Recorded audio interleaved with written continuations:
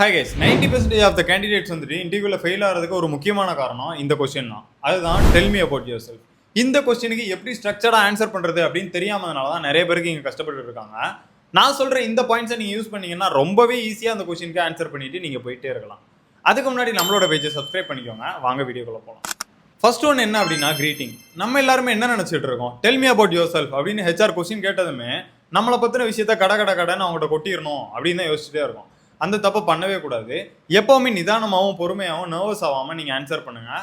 எப்போவுமே க்ரீட் பண்ணி ஸ்டார்ட் பண்ணுங்கள். Good morning sir, good morning ma'am, thank you for this opportunity அப்படின்ற மாதிரி ஒரு பாசிட்டிவான மேனரில் ஸ்டார்ட் பண்ணுங்கள். அதுக்கப்புறம் உங்களை பற்றி நீங்கள் சொல்ல ஆரம்பிங்க. ரெண்டாவது விஷயம் என்ன அப்படின்னா நேம் அண்ட் எஜுகேஷன். இது எப்படி சொல்கிறதுனா, உங்களோட நேமை சொன்னதுக்கப்புறம் நீங்கள் என்ன டிகிரி படிச்சிங்க அப்படின்னு சொல்லுங்கள். அது மட்டும் இல்லாமல் உங்கள் டிகிரிக்கு ரெலவெண்ட்டான பேஷனேட்டான விஷயங்களை சொல்லுங்கள்.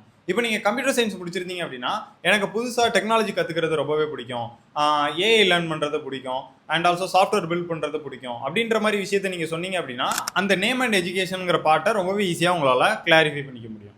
நெக்ஸ்ட் என்ன அப்படின்னா உங்களோட ஸ்கில்ஸ். இந்த ஸ்கில்ஸ் அப்படின்றது ரொம்ப ரொம்ப முக்கியம். இந்த ஸ்கில்ஸை சொல்கிறதுக்குன்னு ஒரு ஃபார்மேட் இருக்குது. எப்போவுமே ஒரு பாசிட்டிவான விஷயத்தில் ஸ்டார்ட் பண்ணுங்கள். உங்களால் என்ன முடியாது அப்படின்றத சொல்லாதீங்க. உங்களால் என்ன முடியும், உங்களுக்கு என்ன நல்லா வரும், நான் ஒரு குட் கம்யூனிகேட்டர், நான் நல்லா டீமில் ஒர்க் பண்ணுவேன், நான் ஒரு பாசிட்டிவான பர்சன், என்னால் ப்ரெஷரை தாங்க முடியும், அண்ட் ஆல்சோ எப்படின்னா பீப்புள்ஸ்ட்டு ஈஸியாகவே என்னால் மிங்கிள் ஆக முடியும் அப்படின்ற மாதிரி பாசிட்டிவான விஷயத்த ஆரம்பத்தில் சொல்லுங்கள். வீக்னஸை கேட்டாலுமே அதுக்கு எப்படி நீங்கள் ஆன்சர் பண்ணணும் அப்படின்னா பாசிட்டிவாக தான் ஆன்சர் பண்ணணும். என்னோட வீக்னஸில் நான் ஒர்க் பண்ணிகிட்டு இருக்கேன், கண்டிப்பாக அதில் நான் இம்ப்ரூவ் பண்ணிக்கிறேன் அப்படின்ற மாதிரி ஆன்சரை கூட நீங்கள் சொல்லலாம். தேர்ட் ஒன் என்ன அப்படின்னா உங்களோட எக்ஸ்பீரியன்ஸ். இந்த எக்ஸ்பீரியன்ஸ் அப்படின்றது நிறைய பேர் நினச்சிக்கிறாங்க நான் ஒர்க் பண்ணியிருந்தால் தான் எக்ஸ்பீரியன்ஸை பற்றி பேசணும் அப்படின்னு நினச்சிக்கிறாங்க. அப்படிலாம் கிடையவே கிடையாது. நீங்கள் ஒரு இன்டர்ன்ஷிப் பண்ணியிருந்தாலோ இல்லைனா நீங்கள் ஏதாவது ப்ராஜெக்ட் பண்ணியிருப்பீங்க, அந்த ப்ராஜெக்டில் நிறைய ப்ராப்ளம்ஸ் ஃபேஸ் பண்ணியிருக்கலாம். அந்த ப்ராப்ளமை சரி பண்ணுறதுக்கு நீங்கள் என்ன மாதிரி சுச்சுவேஷன்லாம் ஃபேஸ் பண்ணீங்க, அண்ட் ஆல்சோ உங்களோட ரோல் அந்த ப்ராஜெக்டில் எப்படி இருந்துச்சு, அந்த ப்ராப்ளம்லேருந்து நீங்கள் என்ன கற்றுக்கிட்டீங்க அப்படின்ற மாதிரி விஷயத்த நீங்கள் இந்த இடத்துல சொல்லலாம். நீங்கள் இன்டர்ன்ஷிப் பண்ணியிருந்தாலோ ப்ராஜெக்ட் பண்ணியிருந்தாலோ உங்களோட எக்ஸ்பீரியன்ஸை நீங்கள் எடுத்து சொல்லலாம்.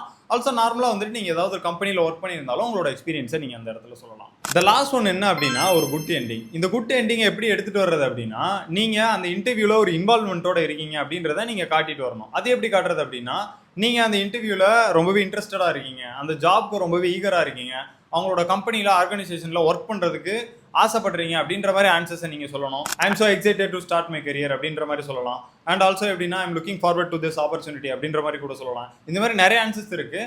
அதை எல்லாத்தையுமே ப்ரிப்பேர் பண்ணீங்க அப்படின்னா உங்களுக்கு ரொம்பவே ஈஸியாக இருக்கும். இந்த ஃபார்மேட்டை நீங்கள் ஃபாலோ பண்ணீங்க அப்படின்னா உங்களோட செல்ஃப் இன்ட்ரோவை ரொம்பவே சூப்பராகவும் ஈஸியாகவும் பண்ணிட முடியும். யாருக்கெல்லாம் யூஸ்ஃபுல்லாக இருக்கும் எல்லாருக்குமே கண்டிப்பாக ஷேர் பண்ணுங்கள்.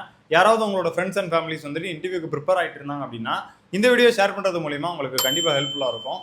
சப்ஸ்கிரைப் பண்ண மறக்காதீங்க. நெக்ஸ்ட் வீடியோவில் பார்க்கலாம். பாய்.